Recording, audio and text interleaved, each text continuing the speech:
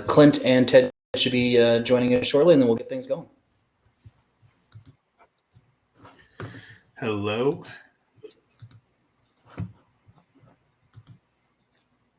Just checking that everything is streaming through to the YouTubes.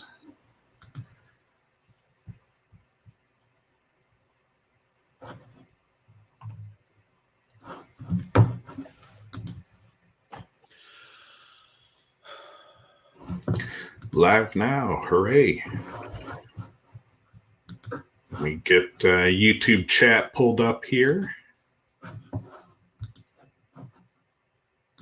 Don't you love it when SEOs prove skills by sharing their income? Oh, somebody's playing our promo video.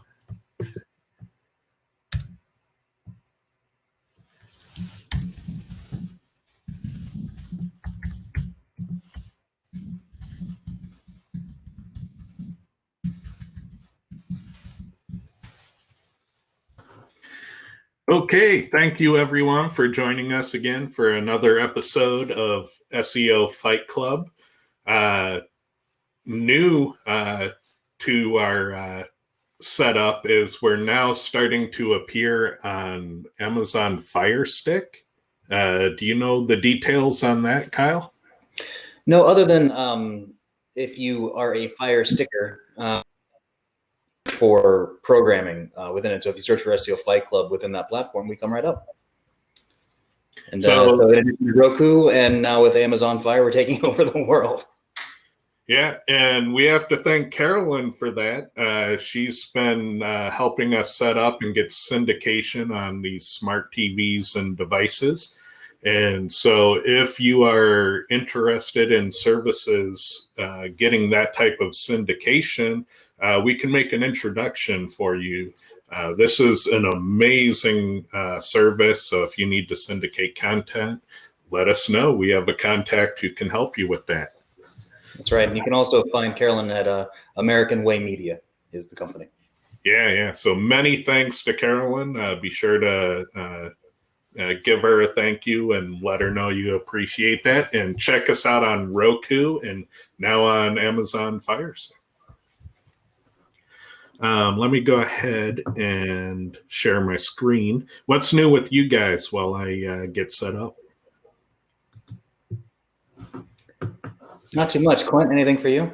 Oh, I'm trying to build a bot. I'm trying to figure out a way to get the indexing to stick, especially for pages. But we got that fight still going.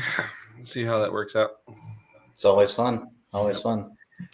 Yeah, we're slowly but surely preparing for our move to Thailand. You're moving permanently to Thailand? Well, we're packing everything up and giving everything away to Goodwill, and then everything else is going to storage, and we're going to give it at least a year and see how it goes, and then we'll decide after that. Oh, that's nice. We're parking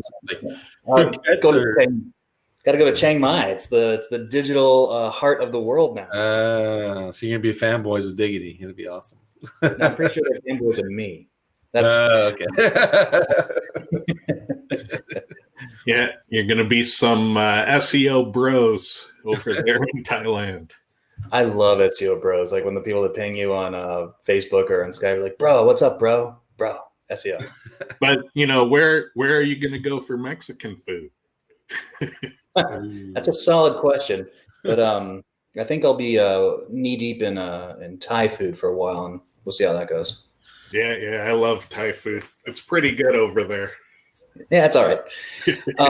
I think for the stream, we should probably turn off our cameras, and then it'll stream well on YouTube with the presentation, correct?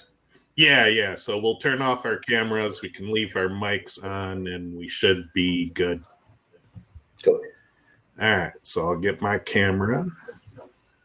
What kind of operation you guys running here? Jeez. Yeah. Let me. This is for the Fire Stick people, so they can see how good things are now.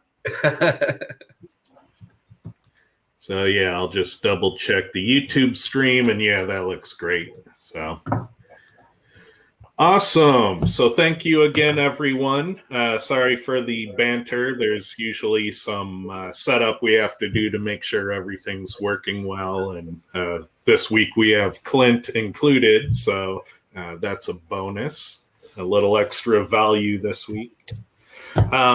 So this is the URL for the Remo. We go through this platform that lets us network before and after the Fight Club, so people can talk and ask questions, and it's really quite cool. So if you want to try that out and join us after the show, this is the URL to go to.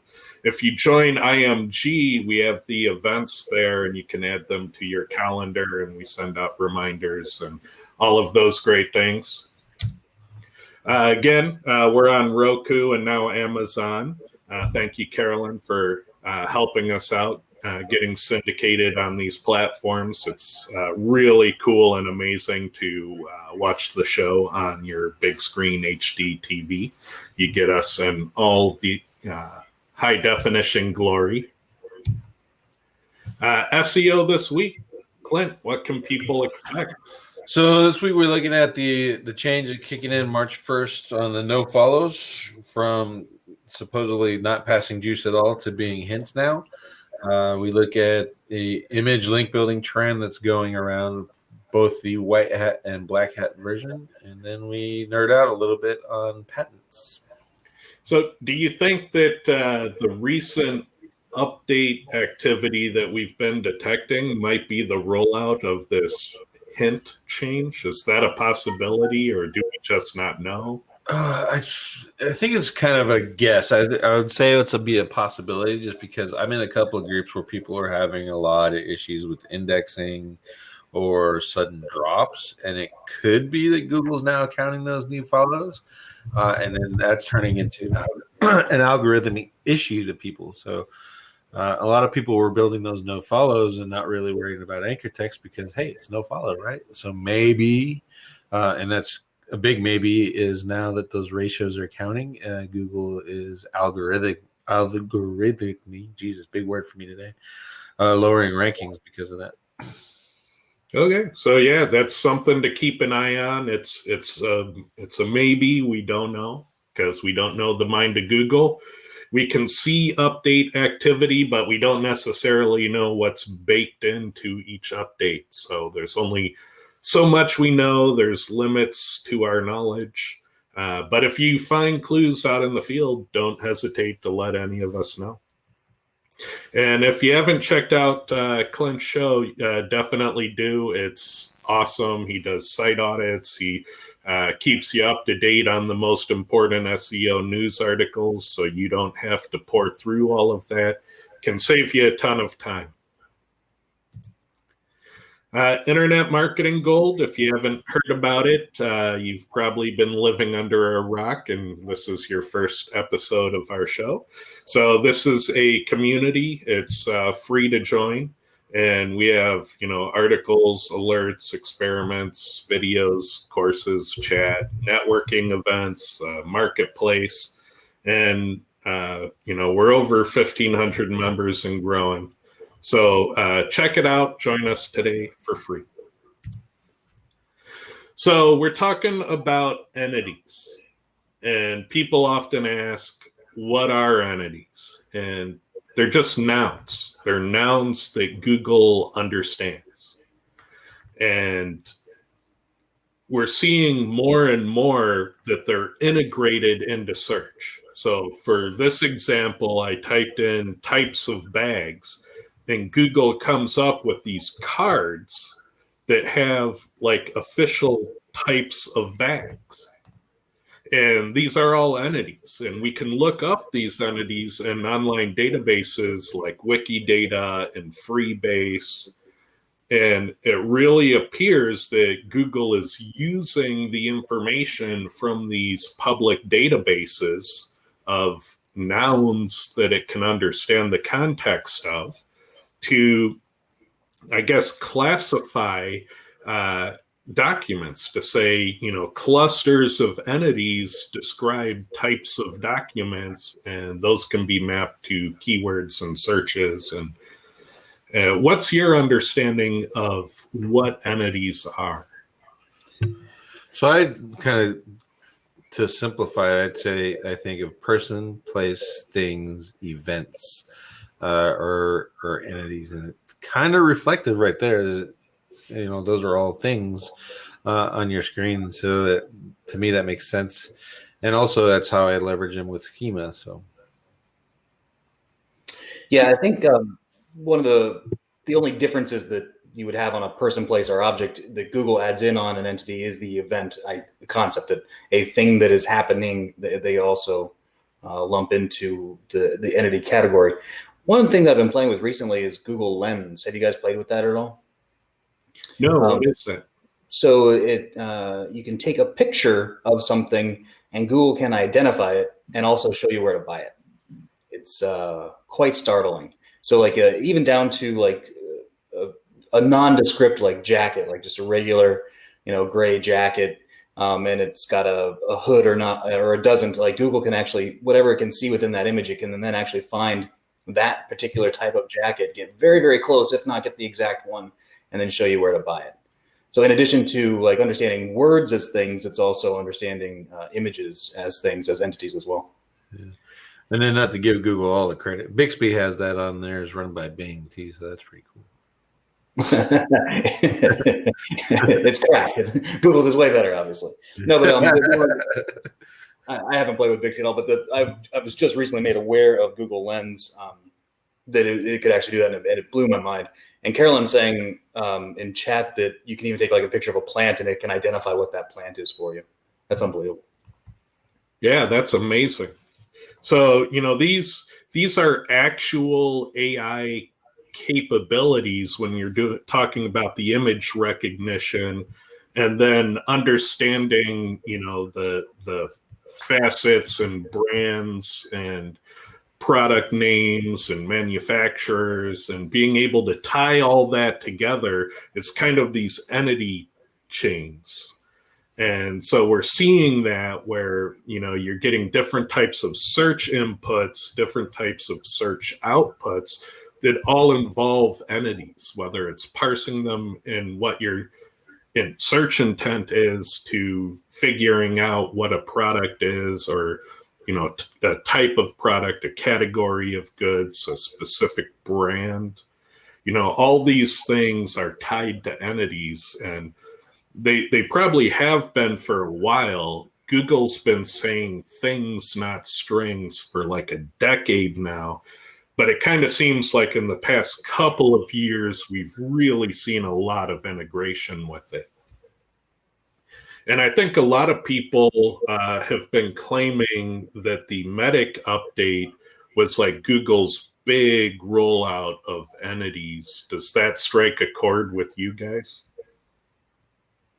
I could see that. We looked at that patent yesterday and some of the techno jumble that was in there. So I could see that it could have been like their first iteration of it, because Medic, then BERT, and then now with the application of entities and putting those into content and seeing the results. I can see it being as their first try. It triggers the plausible checkbox for me too. It seems reasonable that some of that capability rolled out at that point, or at least enhancement of that capability. So you switch it to types of cats, and again, it's like these are pulled straight out of those databases. The images come from different websites that have the entities, but the names of the entities are, same spelling, same everything. Sometimes even the same order of the data. And again, types of frogs. And we also see that the different types of information and being selected for the knowledge pane also appears to be tied to entities. It's tied to Wikipedia, which is based on the Wikidata data. And again, all these little details and facts and things of that nature appear to be tied to entities. So this is another place we think there's a connection. And then the people also ask questions. So questions containing entities seems to be a reoccurring theme. And then here we have, that kingdom, phylum, order, class. These are all entities as well. So they're getting schema recognition within the search result for being entities, which I thought was interesting. Here we have a featured snippet. We are searching for car brands, and this was a website that had a list of car brands, and those brands are also entities. And so it's interesting that lists of entities seems to be a formula for getting into the featured snippet. Here's a related search from that, and so I was searching for car brands, and it's like, what are British cars? So apparently British is another entity. And of course, brands are entities as well.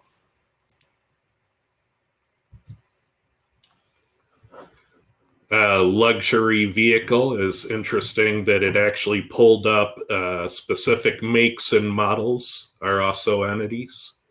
So now we're kind of getting into, instead of just categories, we're getting into product names here. And so that's pretty interesting that product names are also entities.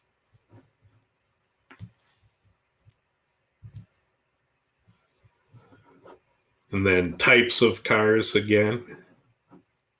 And this one was interesting. This is a new widget I hadn't seen before until I started looking into where is Google using entities. But car dealers, used car dealers, auto brokers, that's, an interesting related search widget that I hadn't seen before, but looks entity driven. And then when you search for things like diamond engagement ring, like the image search has this, it's practically faceted navigation. These are material entities: yellow gold, rose gold, white gold, princess cut gold. And if you are making faceted navigation on a store, you'd be using entities like these, which are materials. And then brands again: Cartier, Tiffany.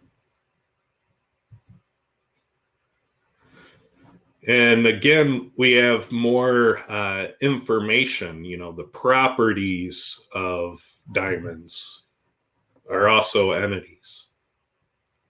And again, tied to Wikipedia, which is tied to those databases we mentioned. Forms of carbon, largest diamonds. Again, all of these have entries. If it has a page in Wikipedia, it seems to be an entity.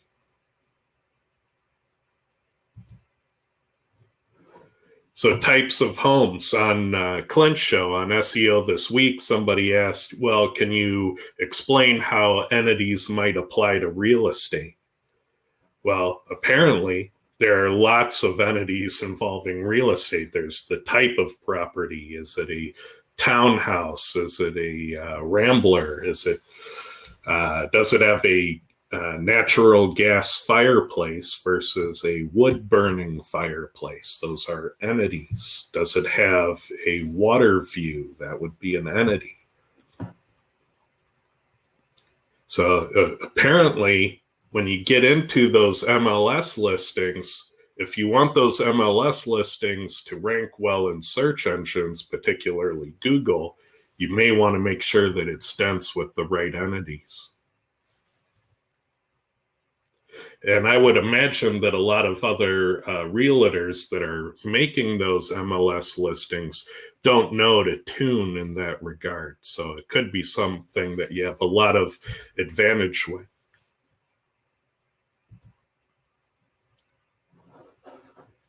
And then, searching for best SEO tools, this one is interesting because how does it know which ones are best? So I want to kind of research where Google gets these notions that these are, best SEO tools, because that would be something worth understanding for any type of category. I also see a couple tools that are missing. Yeah. Well, yeah. So clearly there's something about that entity structure and with sentiment involved that we need to understand these relationships. I mean, this is something where we want to figure out how this works.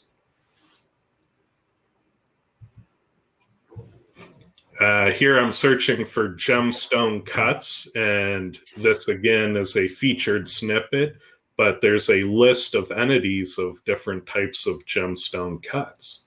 So that's kind of how that's working, or at least it appears that's how that's working. And again, below in the related search, it's coming up again. This was a weird related search. It just said, lists of purple gemstones, emerald.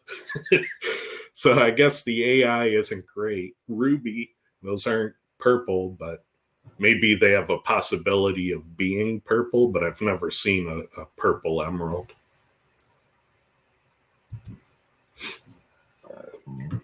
I did Hall of Fame bands, and that was no problem. Entities came up. But when you do Hall of Fame grunge bands, it's not there. And I think this is where the advanced entity SEO comes into play, is that when the thing you're targeting isn't in those entity databases, you need to have the accounts and the credentials and the access to be able to populate those entities in the database, to get those relationships built so that you can get the representation for your customers. And so I think advanced entity SEO is about getting your customers' product data or information data into Freebase, into Wikidata, so that Google can understand it and represent it. And so I think that's the future of entity SEO, is being able to have those editor capabilities in those databases. What do you guys think about that? Have you dabbled with that at all? I have. Jimmy Kelly was teaching that for a while in his mastermind. I'm sure he still is. So that's when I started getting really stupid deep into entity stuff. So I think there's a lot of opportunity and a lot of places to learn too. So it's going to be awesome. And then, of course, you type in a word like tape, and it's like entity overload. It's a good example if you want to see a lot of touch points. Typed in games, and I started noticing a pattern. Now we're starting to get into things, well, maybe, but I'm not sure. But, types of games as lists and a meta description is often appears to be a successful reoccurring pattern. So now I wonder about lists of entities and the meta description. And this one, because you've shown this reference before to highlight keyword density. So yeah. And so it could be related, but also look at these site links, they appear to also be entities. Uh-huh. And so it really starts to make me wonder, is that conclusive? Is there an algorithm bias for entities? Well, it's starting to get suspicious with, listings like this. Right. So now you got to figure out, is that keyword density or that entity that's pushing that up? Yeah. And, we start to wonder on the suggestions. Not all suggestions have entities, but an awful lot of them do. And so this is another case where it's a maybe, you know. And best-selling books, yeah, clearly entity-driven again. And when I go to Yelp, you know, directories like Yelp have a lot of brands, a lot of locations, a lot of entities in general. And so one of the things I've done recently is I've made an SEO editor, and for the next version, it can import web pages. And I'm playing around with the feature where I can hit Control E and highlight all the entities on a page. And so I'm playing around with that feature here. And I'll show you another example of that just made my brain melt. New movies, you know, what to watch. I mean, this again is like faceted navigation, but these are all entities. This is the one that made my brain melt. I put in, I searched for Seattle Plumber in the editor to set the context, and then I imported my Google search to work with the HTML, and I hit Control E to highlight the entities. And so these were the entities that highlighted. Now, not all of them are on point, but a lot of them are. And I found it interesting that like all of the variations are entities. Did you run TextRaiser? Is TextRaiser the one finding that, or is it? Yeah. This is all powered by TextRaiser. Okay. Oh, TextRaiser. Ted, what is that tool? It's a natural language processing tool that my understanding is it's going into Google's NLP APIs. Correct me if I'm wrong on that. Yeah, TextRaiser runs off of Google NLP. So I like using it because, you know, if Google was going to do natural language processing, they're probably going to use their own APIs instead of something like IBM Watson. So I'd rather use what Google's using.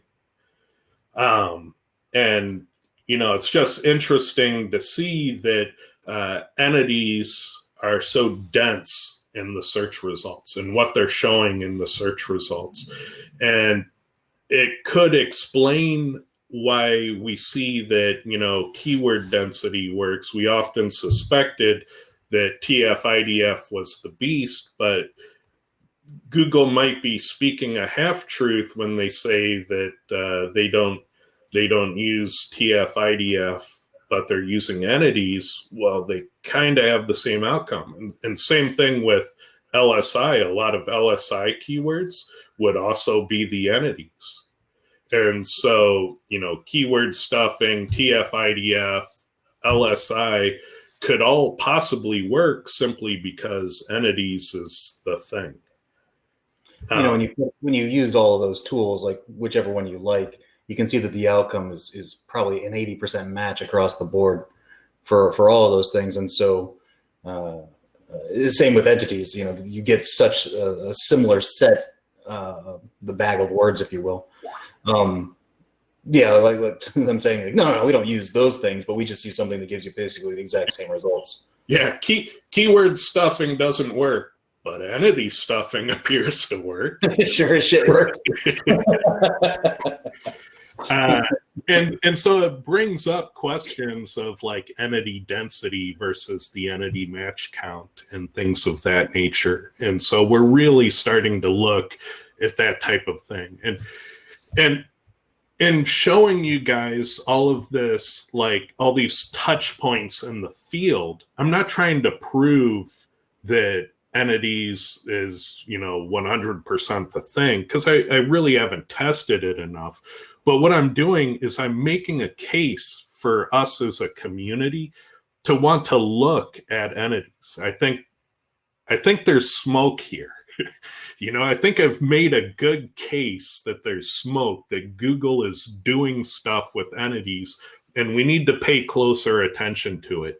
And it's not something that we should just write off that, oh, it's the latest fashion trend in SEO. No, we're looking at it. We're seeing it with our own eyes going, this is very suspicious. And so I think that there should be more research and testing into entities and their role in the algorithm. And so when I look at my calibration keywords, this is data from the keyword DUI lawyer Los Angeles. So the pay-per-click on this is oftentimes gets up to $150 per click. So the SEO competition to get those clicks for free is very steep. So people invest a lot in getting free clicks from Google on this keyword. And we can see in the top correlating factors, 4 of them are entities. The number of entities used, entities and sentences, entities used overall in the whole page, that HTML tag, and entities in the title tag. And they all have very strong correlations, a negative 0.89, a negative 0.82, a negative 0.68, and a negative 0.75. They were all statistically significant, strong correlations by page. And so that, when we started measuring them, they didn't creep up to the top, they shot to the top. And so for this calibration keyword, they really matter. But when we look at the shared Cora data, so how do they perform across thousands of different keywords? Entities and sentences was number 7 on the list of all factors. So in the top 100, entities were 5 of the top 100 factors. And so we look at entities and sentences across the whole page and the title tag, and H1, H2s, and H3s. Those appear to be the hot zones for entities.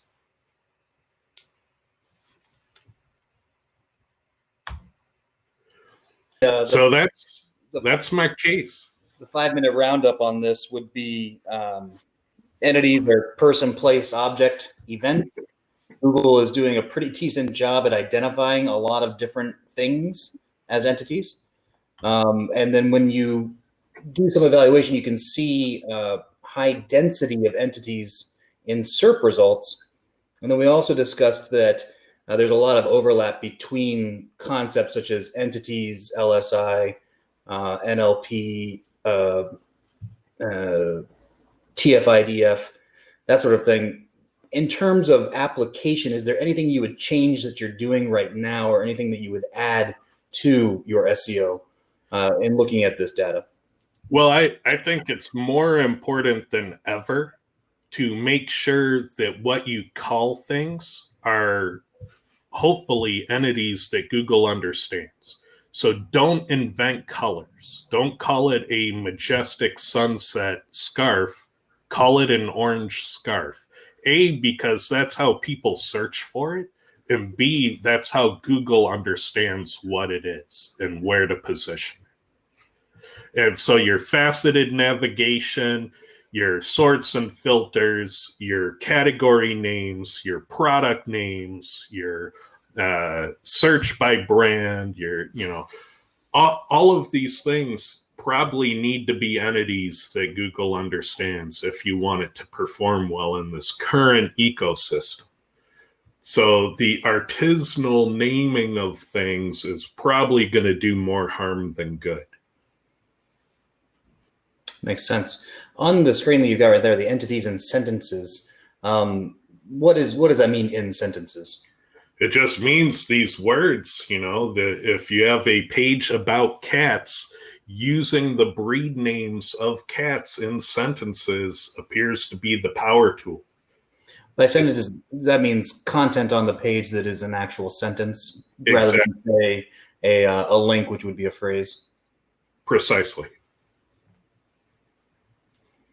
And yeah, so in Cora, we've even gone to the extent of listing out, sentences and questions and sorting them by the ones that have the largest number of recognized entities.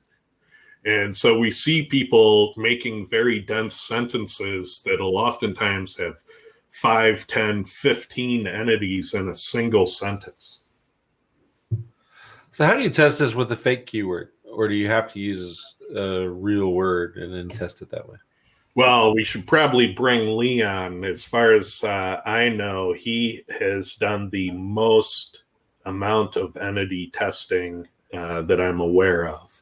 And testing entities is not necessarily easy because there are so many ways you can use them. You can use them in your search terms. You can use them on your page. You can use them in your backlinks. And you can use different types of entities. And there's also some suspicion that, your diversity of entities is important as well as your density. So it's not a one-dimensional problem. It's going to be hard to single variable test it. Excuse me. Sorry. Not to steal Lee's concepts, but I know that one thing that he does is he uses a fake word as a supposed brand. Excuse me. So it'd be blah, blah, blah is apple pie, and then you'll get all the entities for apple pie, and then you can use those. And then when you do the search, you're searching for that particular brand, and that'll bring up your pages. Okay. That makes sense. So we should probably check for questions. In the YouTubes, there is no entity questions. So if you guys are watching the YouTubes and you have questions, drop them in there. I'm monitoring that. There is an unrelated one if you want to handle that one real quick. What's the unrelated one? Are H1 tags now unimportant? No, there's still a hot zone on the page. Yeah.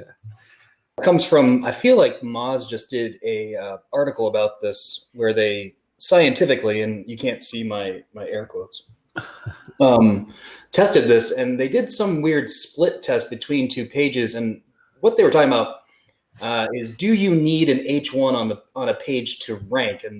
And the obvious answer there is no, you don't. Just by not having an H1 on your page doesn't mean your page isn't going to rank. And so they did a test with that where they had pages with H1s and they removed them, and they saw that those pages still ranked. And then they gave a very clickbaity title that said H1s don't matter, or do H1s matter anymore? It was a weird article, but I think that's where it's coming from. Ted and I went over it, and what they did is they had their CMS had all of their titles by default set to H2. And then they took half of those posts and switched it to H1s. And their measure wasn't rankings. Their measure was traffic. Their traffic didn't go up. So ergo, the H1s don't matter for SEO. Right. Yeah, you're exactly right. You're exactly right. It was a weird read. Yeah, it was strange. It was also oddly short. I felt like I got like through, usually, you've got some words and then like a pretty picture and they're going to link you in. And I felt like it just ended and that was it. Yeah. He didn't present a whole lot of data with it other than, hey, this is what we did, kind of the short version. And then when they use traffic, that just kind of threw me off. And knowing that I have a test running right now with H tags and it's still in the top 5 of ranking or factors when compared to the rest, it's, that one is pretty flawed. So yeah, I'm going to approach it. It's kind of a branding thing. I'm going to go in there and I'm going to do a blog post on Moz community and not say, hey, Cyrus, you're wrong, but show it in a different way and see where that gets some traction. But that it's just misinformation to me. I don't think that Cyrus did it on purpose, like to intentionally to be misinformative, but using traffic as a measurement was not the way to go. I bet you if they switched and looked at rankings as their measurement, they would have came to a different conclusion. Yeah, because the traffic will pull into question, the keyword targeting. And so if they targeted, low volume keywords, then there might be nothing they could do to spike that with just the content alone. You would have to involve promotion. Yeah. So yeah, if they're low volume, no volume keywords, then traffic might not spike no matter what they did. Right. And they didn't record whether or not Google even went over there and recrawled those pages. What did they do to get those recrawled to get Google's attention? So yeah, time frame might matter. If they waited a day, that might not be enough given all of the large updates that have been happening. Yep. Okay, here's a good one from Paul. How important is proximity with entities? Like, is it better to have, for example, types of fish listed all in one paragraph on page, or one type of fish at top of page versus another at the bottom? I haven't tested that. It's so new to me. Like, I know Entity SEO has been around for a while, but I really haven't been taking it too seriously except for like the past 6 months. And so there's just a ton of things I haven't tested. Have you tested something like that, Kyle? No, but I know a lot of people are really hot on vectoring, word vecs, like word2vec. Those concepts have been around for a little bit. I've not seen anything that's told me that, like, yeah, this is definitely the thing. Because word vectoring is more like this word should be near that word. So I don't know if that would work if you're doing like a list of entities. Yeah. These entities should be close to each other, because vectoring is like, the banana is, and then you'd fill in the blank yellow or delicious or healthy. I don't know if that would work then, like a separate entity, like different types of bananas that need to be near each other within a certain proximity. Now, with understanding natural language, like voice search or entering in questions as your search term, then it becomes more of the subject-predicate relationship. Like Google can map, and the order can actually flip-flop in grammar. So you can have, bananas are yellow, but yellow is the color of bananas. You can flip the order in which things happen, and they could have the same degree of importance because of the grammar, but be multiple words apart. So if Google is parsing the grammars, it might not be a number of words really that matters, but really the clause in which the word appears. It could also be. I'm sorry. Please go ahead, Clint. It could also be depending on what you're going for. Like if you're just going after organic rankings, then the order probably really doesn't matter. The proximity probably doesn't matter, as long as it's in that overall piece of content, right? And then if you're going for a featured snippet, that you would have to look at what is there now, what is Google using. And I've seen Google turn featured snippets. It looks like a list, but then you go to the page and it's actually like how Paul has it, but that list is set up in the H tag. So the H2s is, the H1 is here's the types of fish, and then each H2 is the type of fish, right? And Google will turn that into a list in the featured entities, or the featured snippet. So I would think that this one would also be keyword dependent, and is Google looking for that feature, and then how are they populating that featured snippet that's there now, if there is one? Yeah, the RankBrain example is when they did the press release for announcing RankBrain, they had this long question search that was, what are the animals at the top of the food chain? And so, that type of NLP processing is going to look at the clauses. They'll say, okay, we're looking for an entity.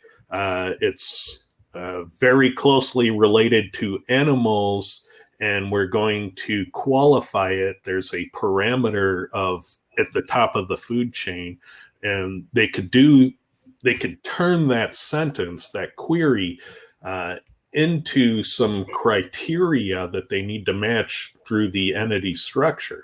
And so they look at animals and at the top of the food chain, and there's one entity that matches that. It's apex predator. And so I like to look at the examples that Google gives to try to figure out how they're doing their processing. And so I would guess that they're looking for entities that meet criteria, and they parse the grammar to get that criteria. I was talking with a pop user in IMG, and they were saying that They were switching just their H1s on a page, and the NLP, Google's NLP, was giving them different entities just by switching word order. It would change the entities that they receive. So there's definitely something to that. On your thing, which animals are on top of the food chain? Yep. I'm just searching for it the other way. You get two different. So on the food chain, which animal is on top? That's that apex predator that they pull out, but it's a slightly different result when you do which animal is on top of the food chain. Yeah, and AI is far from perfect, and Google's AI even more so. Because if you do it on the food chain, which animal's on top, you get apex predators. And if I said which animal's on top of the food chain, you get killer whales in the snippet. At least that's yeah. And so there's that's a really interesting thing. The grammar order is changing the entity. Yeah, and there's probably a scoring system as to which information document best answers the query. That probably comes down to very complicated scoring. But when people said there's no way that you could tune a page for RankBrain, well, that's might not be true. If you understand the NLP that they're using, you might be able to say in a sentence that the animals that are at the top of the food chain are called apex predators.